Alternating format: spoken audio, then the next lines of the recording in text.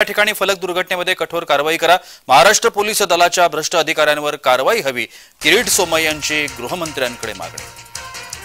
किरीट सोमय्या यांनी गृहमंत्र्यांकडे ही मागणी केली आहे। घाटकोपरला फलक दुर्घटनेत कठोर कारवाई करा असं सोमय्या यांचं म्हणणं आहे आणि तशा पद्धतीची मागणी सोमय्या यांनी केलेली आहे। रक्कम जे मिळाली आहे पोलीस कल्याण निधीत ते सगळे मिळून 2-4 कोटी पण मिळालेली नाही आहे आणि कोट्यावधी रुपये भावेश भिंडेंनी या जाहिरातीद्वारे घेतले आहेत। मुंबई पोलीसच्या सीआयटीने पुणे पोलीस कडून शिकावं आणि ऍक्शन मध्ये त्वरा करावी।